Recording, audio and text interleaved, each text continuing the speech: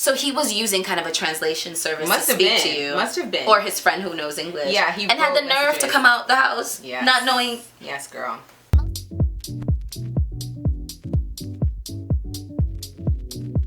Hey guys, it's Kels here today, and today on my channel we're going to be discussing reverse culture shock again because I know you guys love those videos. And obviously I have a guest with me. This is Sasha-Marie. Hello.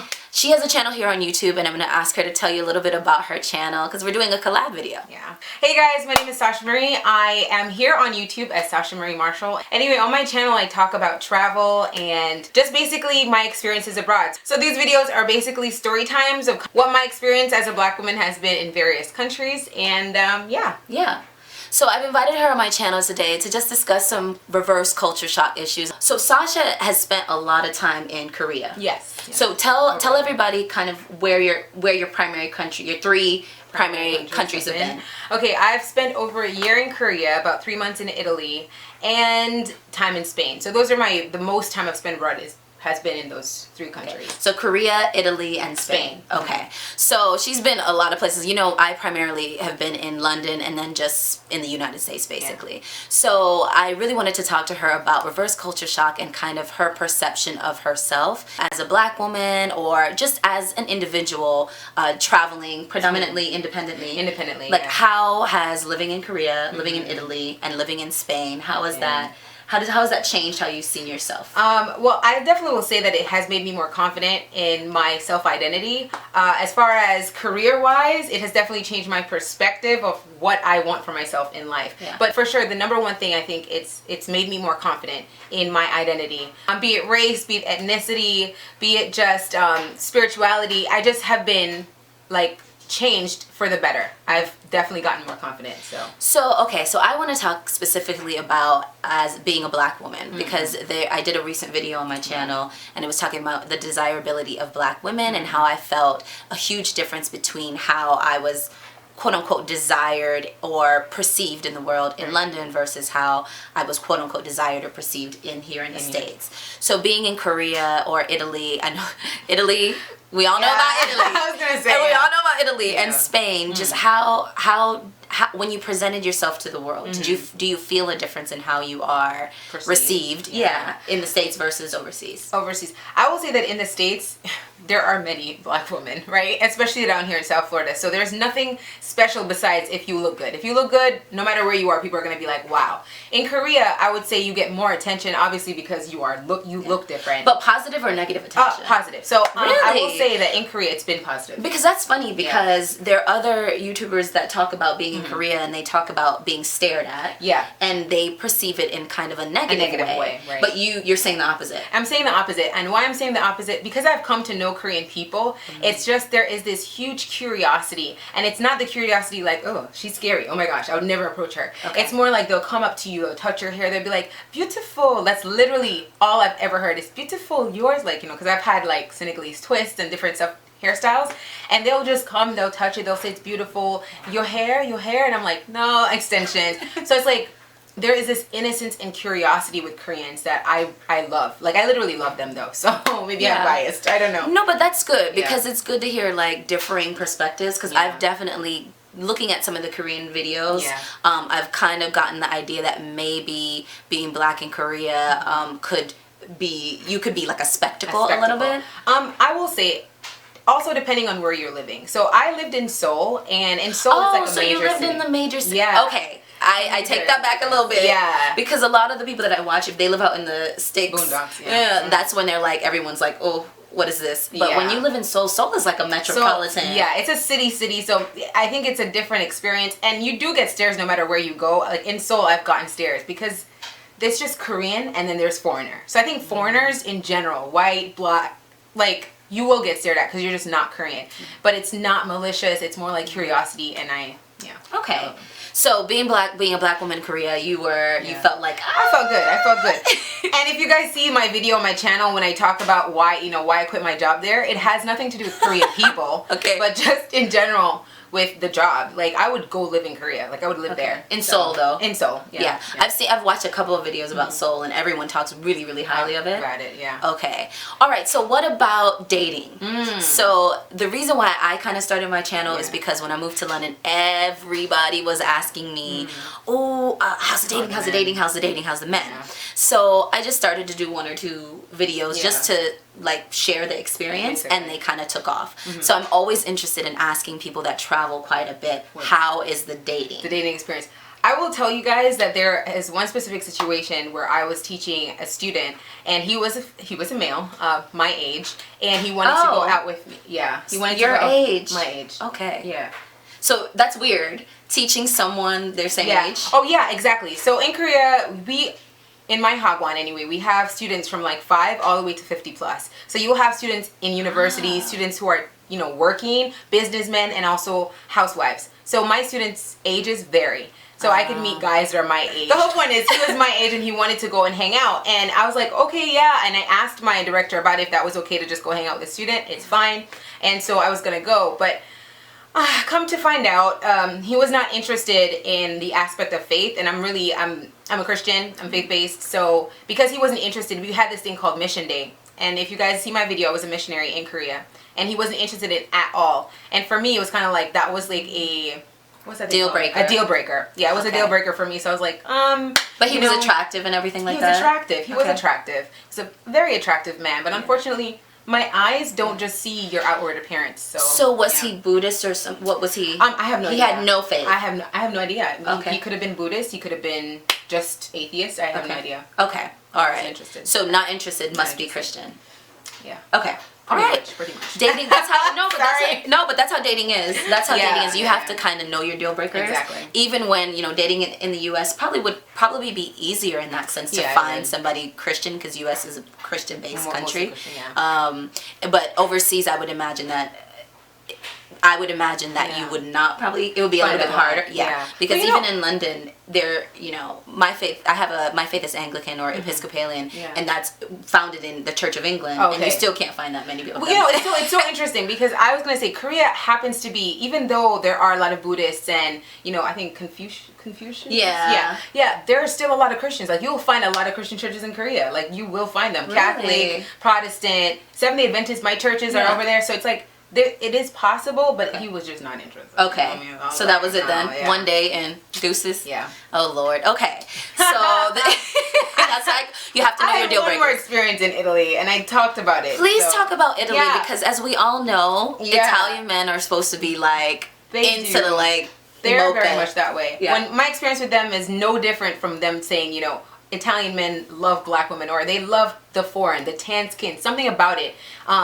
They just like it. And plus, they're very romantic people. Okay. Like, in general, the Italians, women, men, they're very passionate. Okay. So my friend and I had experience in Rome where we were just literally walking the streets of Rome, and there was a car of guys that they were driving by, and they were like, Brasiliana, Brasiliana. And we're like, no, we're not from Brazil, but whatever. They're very like this. I had one date with this guy on the train. I met him on the train, and we exchanged numbers, and he messaged me on Facebook, and he was like, hey, would you like to go out for drinks? And I was like, I don't really drink, but I can come with you. And I did not go by myself. I invited other au pairs with me, of course, because I'm not trying to get taken. Okay, so you were an au pair in Italy, but in Korea you were teaching. I was teaching. So I have a video that says 8 ways to live abroad, and in that video I talk about au pair and I talk about teaching as 2 of the 8 ways you can live abroad. So you should check that video out. Okay, definitely check it out. Yeah. But yeah, so I was an au pair, and I took a friend with you. I invited one other au pair, but she brought someone else. So it was like 3 girls and this guy. And he's oh my god, that's too much. It was way too much. Honestly, it was way too much. But I'm glad that I invited her because she knew Italian. And this guy, when he was writing me on Facebook, he actually was writing me in English, and it seemed like he knew a lot more English than when I saw him. Exactly. So he was translating. Pro tip, we might have to do a video about dating, how to date smart. Yeah, exactly. In non-English speaking countries. It was straight up like, I got there and he was struggling, and I was just like, I don't, like, what is happening here? Like, if it wasn't for my friend who knew Italian, she like translated what he was saying, translated what I was saying. I was like, this would have been a joke had I come by myself. So he was using kind of a translation service Must to have speak been. to you. Must have been. Or his friend who knows English. Yeah, he and had the wrote nerve messages. to come out the house, Yes. not knowing. Yes, girl. Yes. Wow. Okay, so how did that turn out? No, like at the end of it, he wanted to take me home. Like he had a car, like he drove. And I was like, no, that's okay. I'll walk. I was not interested. No. Anyway, no, I wasn't interested. I mean, because it kind of started out not the truth. Really. Yeah, it wasn't. And the thing is, for me at the time, like I had been studying Italian, but the problem, let's be real, you guys, language is important. How am I gonna? I'm a talker. I'm talkative. Right. I'm talkative. So if I can't talk to you and have deep discussion, Yeah. it's pointless. Okay. It's true. So pointless. that kind of was like a cut. So it was cut. Okay. Another deal breaker. So Korea and Italy. Nothing in That's it. Spain? Nothing in Spain. Okay. Spain was horrible, girl. Like my experience in Spain was not that great. I saw it, but I say. didn't know it was dating. I know it was with the living It was in the with home. Yes, Yeah. but literally, like, I hung out with people from my church, and I was there for 5 weeks, Okay. and that was it. Like, there was no time to be even interested in a Spanish man. Like, Okay. I was 21 at the time, Yeah. and it was my first time outside of America. Yeah. And because of the experience I was having, Yeah. it's like I had no time to even focus on, you know what I mean? Yeah, so that was your first time outside of America, and Yeah. it wasn't good, but you It still wasn't good. continued to travel. I Why? did. You know what's so funny? Because I have a passion for travel and I have passion for culture and learning about peoples. Yeah. And so for me, the experience in Spain could not have stopped me from going to Italy and could not have stopped me from going to bar because that's one sect of people in one city, in one, you know what I mean? Right. So there's no way it would have blanketed the whole world for me. That's interesting that you come to Yeah. the table with that kind of perspective of Yeah. understanding that one experience does not blanket the entire It doesn't. experience. Because I know a lot of people would be like, I'm They done. would have come home, their family would have been like, we told you not to go nowhere, why are you going anywhere? And then you would be like, okay, I'll just stay home. And that would have been the end of their Yeah. international experience. But Yeah. for you really did not make it deter I didn't. you. I didn't. And it didn't. So how do you feel about Spain now? The thing, and it didn't deter me from Spain either, Okay. because honestly, I've been getting a lot of messages from Spanish people, like Yeah. Spaniards From in Spain. from Spain, España. España, and they've been saying, come to my house, come visit me in Andalusia, check out, the southern part of Spain and Barcelona and all this stuff. I've been getting such positive, so there's no way I would have made that experience not maybe go to Spain again. Right. So in the future, if I have the chance, I would definitely go back. Moral of the story is, like, if you've had a bad experience someplace, Yeah. and you visited once, even twice, Yeah. don't let it kind of blanket Yeah, the it's whole. just the timing was off. That's it. Yeah, you find good and bad people Everywhere. We can be the judge Girl. of that. We can be the I judge of that. seriously. We can tell you guys Seriously. that. Okay, so I think the final reverse culture shock thing that I kind of want to talk to you about is working Okay. and kind of lifestyle. Okay. And so what have you kind of learned, living in Italy and Spain and Korea, about the type of lifestyle that you'd like to lead and how it differs from the lifestyle that only living in the States kind me? of affords you? Yeah, it's so crazy because going abroad, living in Korea, I loved that culture. The first time I went, I fell in love with it. I loved it. And I was like, I'm gonna go back. And when I went back, I was working so much. Yeah. Okay, so you want to experience the culture, right? And you want to kind of get this experience, this nostalgic / like unforgettable experience you want to have with the people. But because of your schedule, you're working so much that you miss out on opportunities. Like, I didn't get to go to Jeju Island. Like, I didn't get to do hiking. I wanted to hike like the mountains of Korea. There's so many things I wanted to do, but because of working underneath a hagwon, I was super busy and super burnt out. So my experience in Korea and also here in America with the jobs here kind of taught me that I do not want to work for someone. I would like to I want to be self-employed. I would like to be self-employed. Yeah. And there's this thing where, you go to university, after you graduate, they're like, you're supposed to get this job and work here and then make this your career, this many years, and then move on here. And for me, it's just kind of like, what about those people who want to create the jobs, you know? What are those people who want to work? The entrepreneurs, you know? So I basically have discovered that I have this entrepreneurial spirit, and that is what I want to do. So So let me ask you, because when I lived in London, Europeans literally have so much more time off than we do in America. Listen. But you're saying in Korea, do they not, they work you hard too? They work hard. Let me tell you, okay, first of all, if it wasn't for Western holidays, I'm going to be honest. If it wasn't for Western holidays, there are there is Seollal holiday. Seollal is a specific holiday in Korea. It's like basically their Lunar New Year. That's their New Year. And you get like a week off. And then in Chuseok, which is like their Thanksgiving, but it's not really Thanksgiving, you get like a week off. That's it. Like that's literally it. Like not even a week for Chuseok. It's like some days. So they work. So basically, they work harder than we do in the States. Harder. Okay, and Koreans, they pride themselves on being hardworking. Yeah. But y'all need to rest. Like I'm not kidding. Like okay. It's a bit much. So, but in London, so why I bring that up is because in London they had like 28 days off per year, which makes it makes sense. You work 52 weeks per year. You need a little bit of time just to recover. And so when I came back to the States, I was just like, I don't know if I can go back into this slavery because I really feel it's like slavery. Oh my gosh, that is exactly what I told my friend. You know that, right? What? I told her that literally the fact that you have to ask. You have 52 weeks in a year, and they have you working 50 or more of those 52 weeks, and you're literally like, hey, can I get this time off? Maybe I could. Okay? Can you imagine?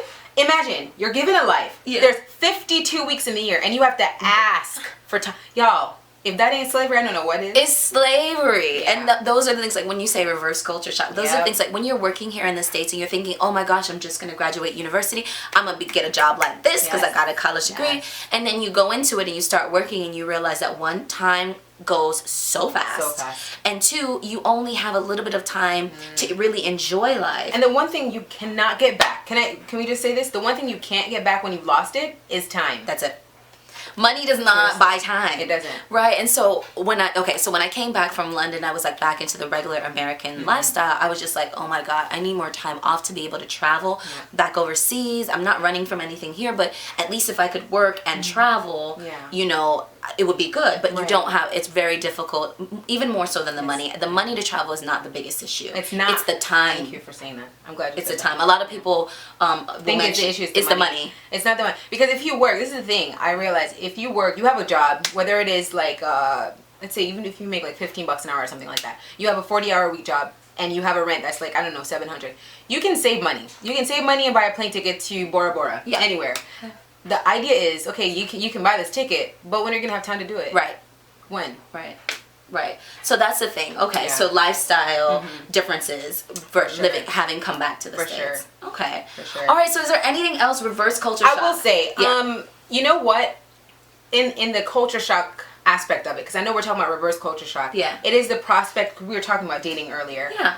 I feel like almost, maybe you'll agree with this, depending on what culture you go into, your dating prospect will either increase or decrease, and that's something to accept. For example, going to Korea, for example, where they are so focused on wanting their Korean men to marry Korean women, or Korean women to marry Korean men, so it'd be a little bit harder to kind of like get into those families. But say Italy, for example, where they're like open, you know what I mean? I feel like if people are worried about dating or anything like that and coming back, there is a two ways to look at it, because you have prospects. It's like, you know what I mean? Yeah. Like, ain't no reverse on that one. That one's like not no reverse. So let me make sure I'm understanding you correctly. Yeah. So like in Korea, they're very, very focused on keeping the blood, keeping it Korean. Yeah. And then you would say in Italy, it's less so. It's less so. Where would America fit in that spectrum? In that spectrum, honestly, I think also in America, depending on where you live, girl. Okay. Because here in America, you can marry anybody you want, but if you live in Polktown County, it's not going to be like, oh, peaches and cream. No offense if you live in the sticks. It's just the reality. It's the reality of the thing. Living in New York and being in an interracial couple, no problem. Right. South Florida, no problem. No one will even give you a second. Backwoods, somewhere in the mountains of Colorado and Wyoming, probably an issue. Yeah. So it's the same thing. That's the thing with the international outlook. I think sometimes people don't really understand how big the U.S. is. And it is so big and so diverse. Not only, when we say diversity, I'm not talking about skin or culture. I'm talking about perspective, ideology. Mental, right? And where you live and how you live. You can live anywhere from a farm to a beach town to the mountains to forest. So those types of lifestyles and those communities literally, and I hate to say this but it's the truth. Those communities kind of, it influences, I don't want to say brainwash, but it really heavily influences the people of that community. So if you leave somewhere like South Florida and New York and end up in somewhere that the diversity is just not there. Like, it's not diverse at all. Yeah. That community has influenced their thinking. Like, the young people, whether they're mid-20s or whatever, they've been influenced. So they're gonna have a different belief system if one of their own starts to date outside of what they're used to. Maybe even just because they're not used to it. It might not be that they don't accept it, but it might just be like, they're not used to it. That's a little different. Yeah. Yeah. And some Okay. wouldn't. So I wanna end the reverse culture shock conversation about self-love and self-acceptance. Yes, okay. So can you talk a little bit about what living overseas and living internationally has taught you about self-love? Self-love. Yeah. You know what? I gotta say this. I did a video on colorism in Korea. Okay. So within your own community, you're also going to be suffering from pressure to look like, or physically to look like or behave like those of the community. Yeah.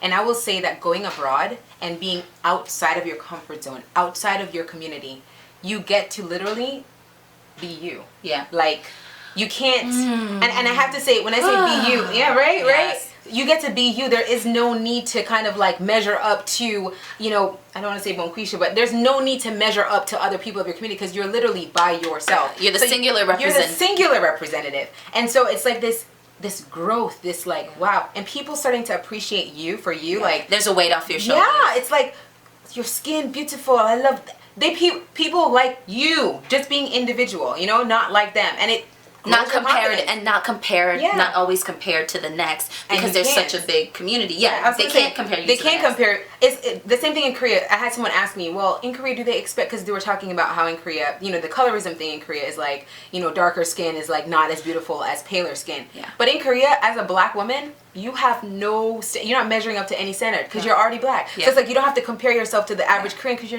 not Korean. It just, there is this Yeah. confidence that's Yeah. just like, I am me, and then I don't know. Yeah. I agree with you completely. I did remember when you were talking about colorism in Korea, and I talked about colorism here on one of my videos, and someone made the comment, and I don't think it was on YouTube, it was on Facebook, Yeah. and she was basically saying, oh, black people are always, you know, talking about, and this was not a black person, let's just say that. Yeah. They were like, oh, black people are always talking about colorism issue and light skin, dark skin thing. What's wrong, you know, trying to allude to, oh, it's a black problem. And I said, pause, slow your roll. Colorism is a huge issue in a lot of Asian and South Asian communities, and not only black, but a lot of communities. Exactly. Pretty much every community but the white community has a colorism grade issue. So when I saw your video about colorism in Korea, I was interested to understand if black colorism played into that as well. So it was interesting that you It's said interesting. no. Yeah, it doesn't. Yeah, as a black person as in a black Korea. person, yeah. Because the thing is, you are a foreigner and you're different and you're black. There's no changing that. So it's like there's not a oh my gosh, if only you were lighter. No, because I'm black. So self-love. So you learn to accept yourself. Yeah. Accept yourself completely. Okay, so that was a good conversation. Thank you. Reverse culture Reverse shock. culture shock. Getting to know Sasha-Marie. Hi guys. I am gonna leave her information, of course, in the description bar below, and I'm also gonna put her in the little eye that comes up on the right or left, whatever side. Thank you of for the having video. me, Of Kellyanne. course. Oh my God, I've been waiting for this video for such a long time, so I'm really glad that we got to connect. To do it. Yeah. We're both Florida Gators, so yeah. Woo! Jump all the way. You Yeah, know, go Gators. of Okay, course. yeah. So we had to throw that For in sure, there. yeah. So I'll leave your information below. Please, guys, go ahead and check out Sasha-Marie's channel. And as you did on my last collab, please, when you go visit her, leave in the comments that IT'S KELLS sent you. Thank you guys so much for joining us. We are always trying to learn from the collective wisdom of the IT'S KELLS community. So go ahead, if you like this video, give it a thumbs up. Leave your comments below. Check out Sasha-Marie's channel and all of her international excursions. You'll absolutely love it. And yeah, we'll see you guys again in hopefully another collab. Yeah, why not? Yes, on her channel. Woo! We're gonna do a collab. Yeah, Check out her channel. You'll see us over there talking Gavin as well. All right, thanks guys. Bye-bye. Bye.